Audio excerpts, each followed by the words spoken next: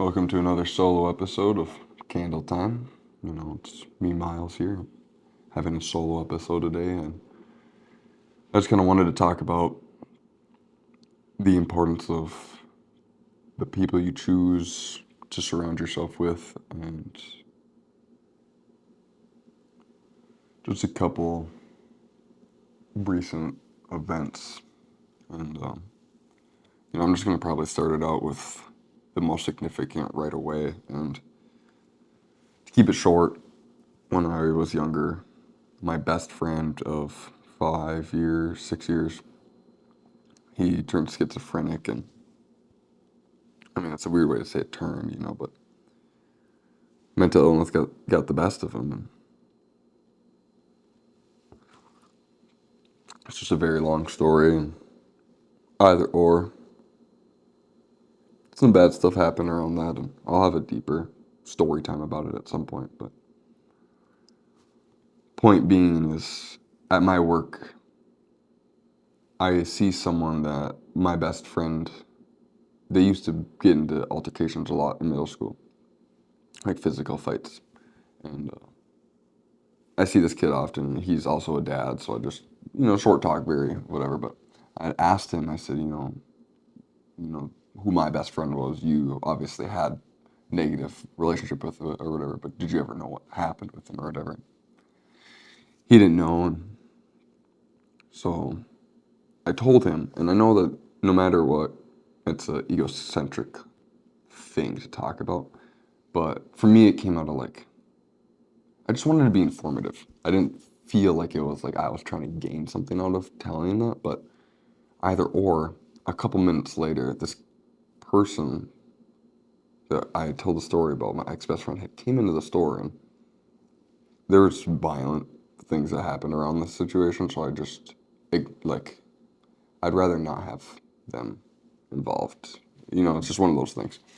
So I avoided them or whatever, but I was just like, how weird that, 2 minutes after you talk about someone, you see them. It's like, it was the check.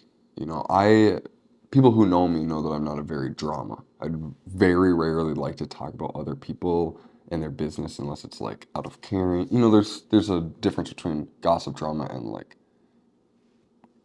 genuinely caring for someone. And it's just there's differences. Either or. People who know me understand that that is not like a thing that I like.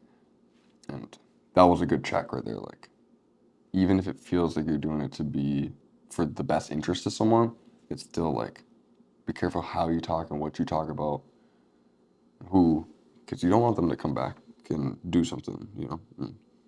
So that was part one. So that was this last Friday. So I thought that was something significant. Now to rewind and talk about something a little bit different. I've used a little bit of some dating apps, as many people my age probably have, and I never found anything wholesome out of it and fulfilling or whatever. And anyone who knows me and such will know that, there are people that are, everyone's complex in their own ways, but trying to pervade, like, there's no way for me to tell people what to expect through a profile, and I know that's for everyone, but it's just, I don't have a way to do it. I'm too open and honest from the get. Like, there's no way to, like, say that in text. Like, that's, like, an only in-person interaction that I can have to be my true self. And so I don't use that.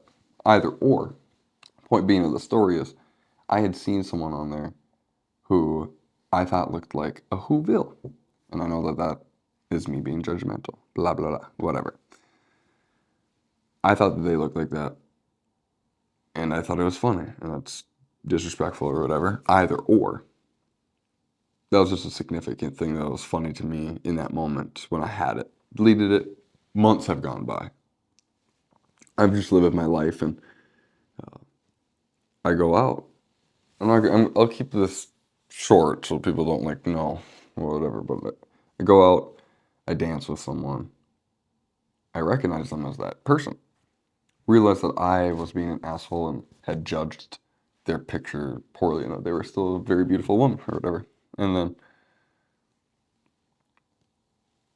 later that night, I didn't pursue. Like we danced a little bit, but I didn't pursue or anything. Later that night, I'm leaving, and her and her friend is very drunk, and they're leaving, and I make sure that her friend doesn't fall, and we part ways. I'm not even interested in any way or anything. I'm talking to this guy about his watch. We're talking about watches, and then she approaches me and asks me for a ride. I give them a ride. She asked me to pay me, and I said it was fine. I wanted to. If my daughter was in that situation, that'd be the good thing. I've done that a couple times. I've been the good Samaritan. I don't drink or anything, so I gotta do that for those girls. And as we're driving, I had told her the Tinder thing and how I thought I had seen her or whatever, but she like laughed and said that she'd only been on there for a little bit too or whatever. This was, just a couple months ago. And then I drop them off and I just told her, so, if you want to, like, if you're really sincere about paying me back, you're pretty, it'd be cool to know you. If you want my number or whatever. So we got the number exchange and there was 2 texts sent. One from me and one from her. And then there was a third text sent by me that was just like an asking, like, good to get to know you a little bit better or something like that. And we live in the day of social media, so I was curious. I looked her up, found out she has a fiance. She didn't wear her ring. She danced with me at the club. And that type of immoral behavior just like instantly blocked her. And I just felt so like I wanted to tell the guy, but I'm a lot. I grew up in downtown a lot. And when you hear someone scream help, you don't go and help them. Sometimes, it's like, it's the big city mindset. You get stuck, not either or. It's not my pig, it's not my farm. I can't help. Like, that's not something that I want to get involved in. I'm not going to start no drama or nothing like that. So, either or, I blocked her, and I'm not going to participate in immoral behavior. But it just, like, who's the villain now? Thinking you look like a Whoville. Who's the villain now? And I'm just like, it's just, I don't know. In one day, I had the don't talk bad about people because they'll be around. Also, don't judge people poorly because you'll see them for a truer self and then the mirror multiple days later. Because that night, I didn't know she had a fiance. I thought, like, dang, like, I was wrong. I poorly judged her, stuff like that. And it's like, I don't know. The universe is just such a fun and complex thing. I don't know. I just, knowing that has helped me these last weeks see through. I knew that that was already a thing, and I've dealt with it hands on, but I just really now, I just have such high. I don't want to be that type of person because we all contradict ourselves in one way or another, but I want to have, I have high standards, and I'm going to have like a really successful life. And going down to that level of other people's immoral behavior. And it's one of those things where they talk about like, you are the people you circle yourself around with, and that's touch and go to a certain degree because I haven't done hard drugs in over 9 years or something. But I would go over to my friend's house and they would do cocaine and I'd watch. Not like watch, but like they'd do it. It's like hitting a vape. Like there's nothing that made me want to do it. And I was okay with being in the scene. And I think that obviously doing that every day and like thinking, like if I thought those people were like benefiting my life, that's a poor behavior. But if I know that I'm outside of it and stuff like that and you're bigger, I think you can manage those relationships. It's like things with family and stuff like that. Like sometimes you'll become better than people in your family morally or mindset wise or whatever, but you still love them. How many people have disagreements and like let that actually affect the way that they have a relationship with their family? Like for me, that doesn't get in the way, but having the people in your life that make better choices or similar goals or not even similar, but like the discipline, um, not competition, but somewhat friendly competition. someone that's motivating you to work as hard with them. And that's something that I've struggled with finding a lot. It's having like my pair. And I do a lot of self, whatever. And the summer had been a little bit of the opposite, trying to balance from over discipline to learn how to relax. And I didn't really have like a person. People would ask me and stuff like that, and no one can tell me I have to do it. But having like more of that check, like I don't care that your life's hard, you should still be pursuing your goals. I think that that's something that I think a lot of people fail at doing for others. I know that I probably am doing it right now to 100 people in my life. But it's just something to try to be aware of, like, because our emotions and stuff like that are so temporary. We get stuck with our anger and our stuff like that. We won't pursue something in life because of discomfort. And I just think that that's like the discomfort's going to last longer. I have a line in one of my songs. It's do it for life, not a lift. Or Kimble in a lip of indifference, do it for life, not a lift. It's garbage no matter what. So life's gonna be hard no matter what. But you can either put in that work to get something that will make it worthy, or you put in that work just for like a dopamine rush, a drug, a temporary peak of some sort of rush, chemicals. So that's the life or the lift. And, so having someone that can check you and be like, I know you're having hard times, but you should grind or whatever. Either or, that's important. But my back and forth of this is, on my own rock, and I don't need anyone. But when you have someone that appreciates your labor, even when it's not appreciative yet, someone just to say that like I'm happy you're trying, um, or whatever, and having really deep feelings of it's okay, you know. I think that that's important a lot. Like the home environment. If your home isn't a home, then you're just like never happy. So it's like I want to have a home that's a home, and it is in my own world.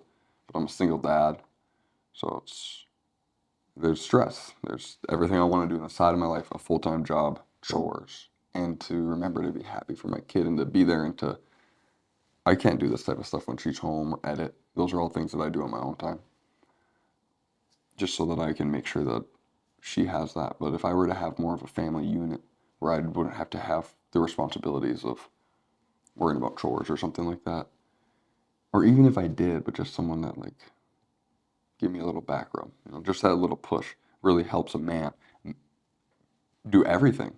It's that little push of thank you or you're appreciative, compliment. Like I I probably didn't get a compliment like even think of it. I've never even thought of compliment. I'm sure I had them, but just randomly at work, like a year and a half ago, some girl was like, "I like you with short hair," because I cut my hair short for the first time. It was just like customer that had come there often, and I had told her like a week later, I'm like, "I don't think you understand." Maybe she does, and that's why she did it. But like, guys don't hear compliments often. Like some girls can walk around knowing they're the shit, and everyone's gawking at them. And guys can know they look good or whatever, but to hear the actual like, it's just it's not very common to get. And so just having like that little rock of that, someone that appreciates you and makes you feel confident and that warmth in your stomach, I think that's super, super important in a man. I know that first you have to find out how to be your own rock and to be disciplined. But then once you get to that, that's when, like, I was talking to someone at work about this, is right now in my life, I'm pursuing all my purpose and the things that I desire and my goals and my dreams. And then the good things that I want that would come with that will come with that. instead of like, I could like be running around searching for a wife and like, I need a girlfriend, have a dating app. Instead of doing this podcast, I could like go to Target. Like there's things that people have in their brain that's so much more fixation, I think. And I know that to me, it's super important that I focus on developing my life and attracting something that's going to reciprocate that energy, you know, whether that's towards their own goals and ambitions or with me. And, you know, you can ask any of the girls that I've ever had a relationship with or whatever, but I have this issue of sitting. I know I'm doing it now, but if it's not constructive, I don't want to like waste time. And I could waste time and, oh, you know, like someone else would still look at it like he's wasting time, but to me it's productive. This, productive. Whether it doesn't seem like it or not. But if you're trying to have me sit and watch a movie or something like that, I'm going to rather do something constructive. And I think that that's caused a little bit of issues with some. It's one of those things where you choose what you want. Input output settings. You know, what are you going to input? How are you going to output it? How are you going to change those? Are you going to be modulator? Have multiple different chords going at once? And trying to be able to become aware of those systems and which plugins are where. And, oh, that's why this is supposed to be with this. Oh, ding! Now everything sounds better and feels better. Like your frequency changes. I think that's that. Candle time with Miles.